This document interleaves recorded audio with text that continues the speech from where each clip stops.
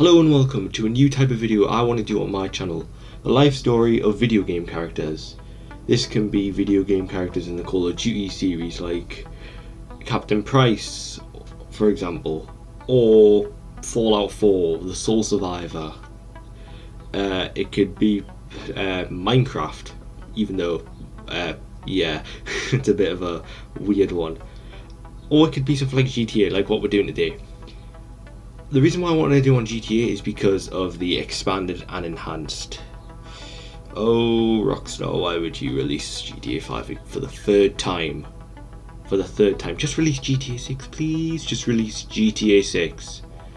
But yeah, with GTA 5 coming on PS5 and Xbox Series X and S and stuff like that, there's going to be a new set of players. This means that players are going to really want to invigorate in the background of GTA 5 and the story behind it. So yeah, without further ado, let's get on to it. Now, for a bit of background, Franklin Clinton is one of the main protagonists in GTA 5. He's on screen right now. He's the one with the afro. Yes, I customized him like that. But yeah, this is my, I don't know, it's a random save file. However, yeah, he is one of the main protagonists of GTA 5, one of the main three, along with Michael DeSanta, and Trevor Phillips. Franklin was born in South Los Santos in San Andreas in 1988. He never knew his father, and his mother became addicted to drugs such as the sniffy nose sugar. Yeah, the sniffy nose sugar. Yeah. But yeah, as a child, Franklin heard stories of his father, who was violent and physically abusive towards his mother. Possibly, this is a possibility, but this is what caused her sniffy nose addiction, her nose sugar, addiction thing. A possibility, it's not confirmed, although it is, But yeah, Franklin's father left his mother while she was pregnant with Franklin, and his mother eventually died due to her addiction to the sniffy nose sugar. After the death of his mother, Franklin moved in with his grandparents, and this is actually where Franklin met Tonya and JB. The duo who gives you tow truck missions outside of Franklin's old house, but when you first spawn in the game, when you first play the game. Yeah.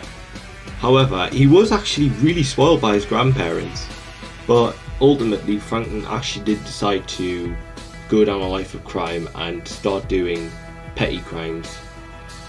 And one of his first jobs was actually selling cigarettes with JB, and which it was successful, but his granddad or his grandfather caught wind and, in Tonya's words, chased him throughout all South Los Santos. But yeah, a short time after that though, his grandparents actually died, and in his grandmother's will, he was requested to move in with his crazy Aunt Denise, in Franklin's words. Franklin then decided to attend Davis High School with Lamar Davis, Tanisha Jackson, and Tonya Wiggins, but he was expelled for assaulting a teacher, which is actually unknown. We do not know why he did this, but he did do it.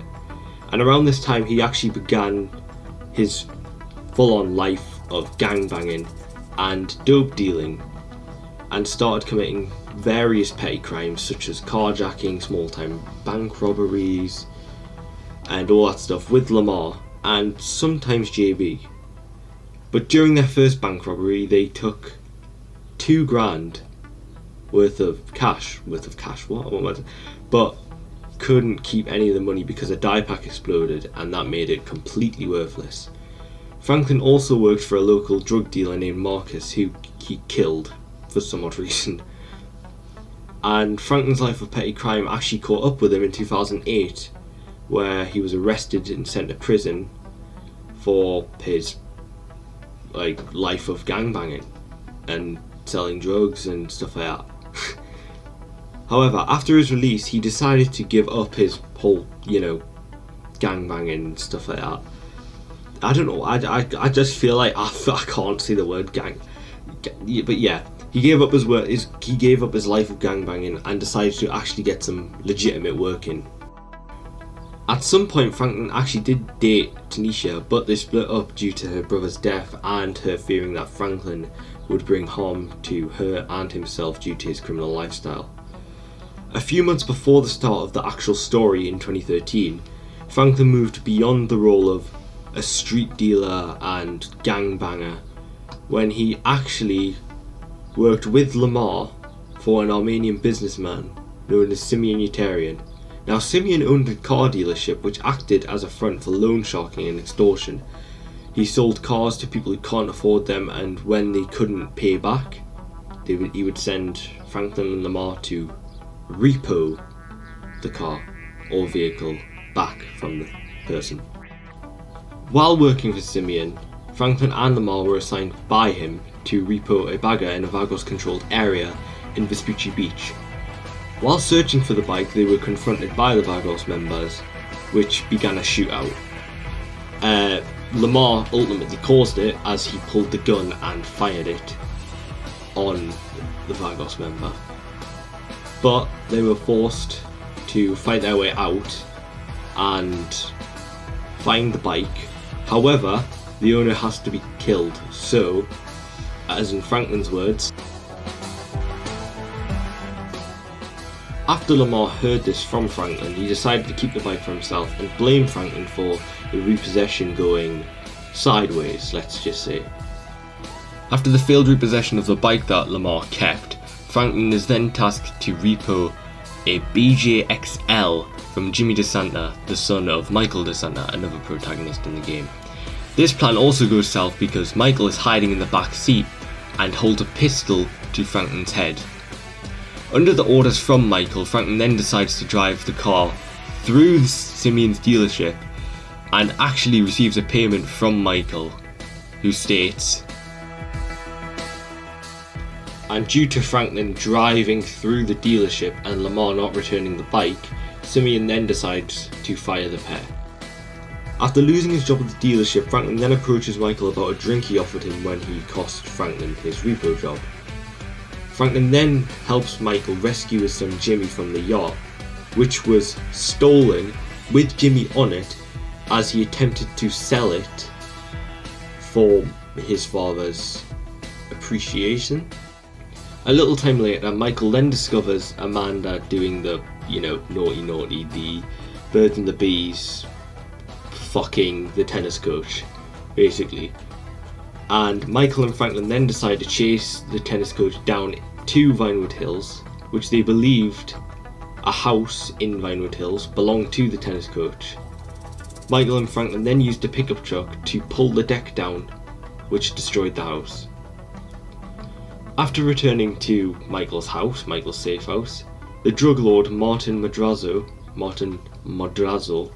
appears and reveals that his lover's house, not Patricia's, but another lover, it was their house basically, and not the tennis coach's house. He then attacks Michael with a baseball bat and demands Michael pay for the repairs to the house, which costs $2.5 million. Franklin is then brought along by Lamar to kidnap a baller gang member and OG named D for no other reason than Lamar saw an opportunity. Him and Lamar meet up and travel in Lamar's van to Vinewood Boulevard and encounter D down an alley, but he makes an escape on a motorbike with the two in hot pursuit. With the help of Lamar's dog Chop, the two succeed in capturing D, however they are forced to free him when Lamar... he's so dumb Lamar, but he's funny. When he calls them and reveals their location to the police while talking on his mobile phone. Things then took a turn for the worst when Stretch returns from prison and goes on a drug deal at Rogers Salvage and Scrap, which was actually an ambush. Stretch then kills D and the trio escape, with Franklin angry at Stretch for coming back. After some time has passed, Michael then contacts Franklin to enlist him for the Vangelico jewelry store heist, which Franklin obviously accepts as he sees it as his first legitimate payday, and a major opportunity to prove himself to Michael and to prove he can be part of a heist team. The heist is successful and Martin does receive his money, with Michael and Franklin splitting the rest between themselves. Michael, now under the orders of FIB agent Dave Norton, infiltrates a morgue and kills several guards. In a panic though, he calls Franklin and reveals that he is affiliated with the FIB, though Franklin still continues to trust Michael due to him offering help when he was in a tough financial position. Franklin also decides to work with Michael in hopes that there will be a better payment for a job with him. During his various jobs with Michael, Franklin is then introduced to Trevor Phillips and Lester Crest, two of Michael's acquaintances from his former bank robbing days. Franklin's work causes him to distance himself from the families. When Franklin actually does return to his house, Lamar and his Aunt Denise heckle and call him disloyal, as Franklin explains that he doesn't want to be caught up in gang life anymore and wants to be successful and have money. Trevor then suddenly appears, wanting to make new friends, air quote around that. Lamar informs Franklin that Stretch has arranged a drug deal with some ballers on Grove Street. Trevor decides to tag along with them, and the trio, along with Chop obviously, because Chop's an OG, yeah, he's an OG, drive to the house on Grove Street, where Lamar is offered a sample from a powder, sugar, no sugar brick, and is about to buy it before Trevor intervenes. Trevor then snatches the brick from the dealer and discovers that the brick is actually drywall and shootout in rocks. And Franklin, Trevor and Lamar are forced to fight their way out of Grove Street, with their van disabled. Moments after the shootout, the LSPD show up and chase them. Franklin and Trevor follow Lamar through a narrow alleyway into the Los Santos storm drain. This is where they steal 3 jet skis and head towards the open sea, eventually evading the police. If you do decide to follow Lamar, he tells them that Stretch isn't to be trusted anymore and that all attempts now were made to kill Lamar. Eventually, Franklin and Michael are convinced by Trevor to steal an experimental super weapon from a private security company called Merryweather. The heist is an actual success, but shortly after, Lester arrives and angrily tells the trio to put the weapon back, as if they take it, they'll be hunted down by every known government agency on the planet. While Trevor wants to keep it away, both Franklin and Michael agree that it isn't worth it. Trevor decides to go along with their plan and have it taken back. Franklin then gets employed by a billionaire, Devin Weston, who asks him, Trevor and Michael, and then later Lamar, to steal some rare cars for him so he can export them to Asia. He also gets employed by Lester for several assassination jobs, which allows him to move to a mansion in Vinewood Hills, which belongs to Lester but needs someone to live there to make it seem legit and for tax purposes. While hiding in his trailer after a job for Martin Madrazo went south, Trevor receives a phone call from Franklin, who on Trevor's request is tailing the remaining O'Neill brothers, who are angry and vengeful at Trevor due to his earlier attacks on their O'Neill farm, resulting in the death of most of the O'Neills and the destruction of their Smoky farm. Franklin then chases the O'Neills, who then crash because of an elk on the road and escape into the forest in Raton Canyon. Eventually, Trevor and Michael arrive by helicopter using a rifle fitted with a thermal scope. Michael then shoots Walton and Win O'Neill dead, but they can't get a clearer shot of Elwood as he's hiding behind a rock and firing rockets towards the helicopter.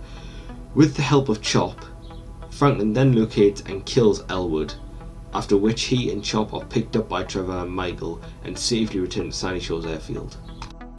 Franklin then helps Trevor and Michael rob the Blaine County Savings Bank, as it contains millions of dollars deposited there by Blaine County's corrupt law enforcement, who extort money from all the local Devil's Lettuce farms and smoky things labs, using stolen military body armor and machine guns. Trevor, Michael and Franklin, and one gunman of any choice, successfully rob the Paleto Bay Bank, taking a small cut each and giving a large profit to Haynes and Norton so they can purchase the required equipment, a helicopter, for a robbery at the Humane Labs and Research Chemical Plant, much to the team's irritation. Franklin then receives a phone call from Lamar, who informs him that he has stolen the final car on Weston's list. Franklin then meets Lamar and the two drive to Little Bighorn Avenue where Trevor is waiting for them with a Packer, filled with the other cars that the group have stolen for them. Franklin then drives the car onto the last remaining spot of the Packer, after which he, Lamar and Trevor begin their drive to the drop-off point. This is when the police discover the stolen cars and give chase to them on the freeway. Franklin then decides to unhitch one of the stolen cars, the JB700, and use its weaponized features such as mounted turrets and spikes to destroy the police cruisers. Trevor then keeps the Packer steady while Franklin makes his way along the cargo carrier, eventually reaching the JB700. Using the 700's catapult and newly included gun system, Franklin then manages to take out the police pursuing them. They then drop off the cars, but Devin angers the trio by refusing to pay them, promising to invest their money and pay them at a later date. Annoyed, Franklin calls Michael, but discovers that his phone is down. Confused, he then calls Lester. Lester then relays the information that his phone has been on and off ever since he left for Ludendorff, and suggests that asking Trevor about it may be a good idea. When Trevor encounters Franklin at his aunt's house, he inquires where Michael is, to which Trevor explains that the Los Santos Triads kidnapped Michael while they were in Ludendorff. Franklin then asks for his help rescuing him, but Trevor refuses, claiming that Michael is dead to him, having discovered that Michael was responsible for a set-up robbery that took place 9 years prior. With Trevor's refusal to join him, Franklin decides to rescue Michael alone. He eventually tracks down Michael's phone signal to a slaughterhouse using an app sent to his phone by Lester. After a short shootout, Franklin succeeds in rescuing Michael and the two make their escape from the abattoir. Franklin and Michael are then called in for one more job for Steve Haynes, breaking into the FIB building and removing incriminating evidence, as the research lab raid that happened previously had resulted in his arrest, damaging his reputation. Infiltrating the building, the team manages to recover the data and escape. They meet up with Lester and celebrate their victories with alcohol. After Michael leaves to settle things with the FIB, Franklin then relaxes with Lester.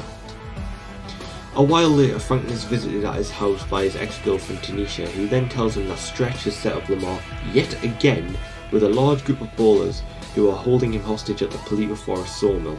While Franklin is initially reluctant to help due to Lamar's stubbornness and insisting to sticking to a lifestyle like that, and to sticking by Stretch, who again has set him up countless times, he is eventually convinced to do so.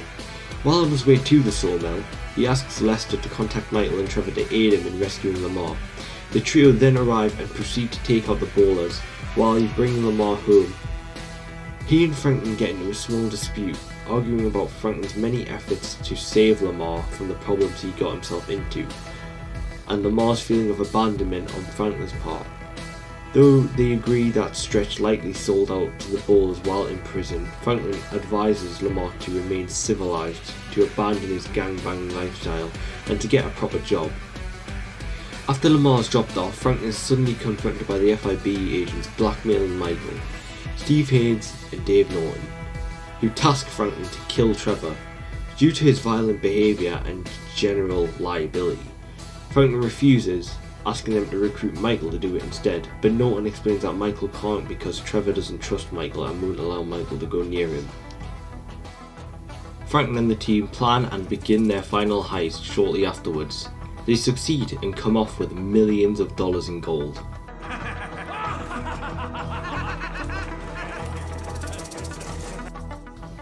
After the heist, Franklin is visited by Devin Weston, who orders him to kill Michael, after he inadvertently caused the death of his lawyer, refused to shut down a movie he was producing, and interfered in his attempt to have his family killed. Franklin must choose option A, kill Trevor, option B, kill Michael, or option C, save both and kill everyone who double-crossed them, also known as the Death Wish. Franklin contacts Lester and goes down to meet up with him. Upon arriving, he tells Lester that Steve Haynes wants him to kill Trevor, and Devin Weston wants him to kill Michael, and is struggling on how he can kill both of them. Lester comes up with an idea to take out all their enemies at once, using their greed to their advantage. Weston and Haynes are contacted and informed that the foundry is where the gold is being kept, and the crew, most recent in the heist, is using it to smelt the gold. Franklin then contacts and picks up Lamar, who offers extra support. He is surprised that Franklin would actually go that far for his friends, for a change, as he said. Don't know why I said it like that, but yeah, he said it for a change. They arrive at the foundry with Lamar at the lookout while Franklin goes inside and finds Michael and Trevor arguing again. After convincing them to stop and reaching a common ground, the trio takes positions around the foundry. As Weston's hired Merryweather operatives and Haynes' FIB team arrive, the trio opens fire, beginning a large-scale shootout, which they eventually do win. After the fighting ends, they contact Lester, who provides them with locations of their enemies. Trevor goes after Steve Haynes, Michael goes after Stretch, and Franklin goes after Wei Cheng, each killing a different person's enemy in order to not associate the initial person with their enemy's death. Afterwards, Franklin meets Michael and Trevor, who recently kidnapped Devin in his car on the foothills of Mount Chiliad. Seeing the defeated Devin, Franklin mocks him by saying, "I pick C. Ain't that a bitch?" After further taunting Devin on their victory, the trio push his car off the cliff and into the ocean, which explodes, killing Devin instantly. The three agree to go their separate ways, however, still remaining friends. Afterwards, Franklin receives emails from the CEO of Merryweather, thanking him for taking out Devin, but not to fuck with him again. Franklin also receives calls from Tanisha, saying to stay out of trouble, and with all their enemies gone, the trios go their respective ways and still remain friends, with no restrictions to their freedom. However, that isn't the end of Franklin just yet. Years later, Franklin owns a company with Your GT Online Player and is affiliated with Lamar and LD Organics. He is now married to Tanisha with children and still resides in his home in the Vinewood Hills with them.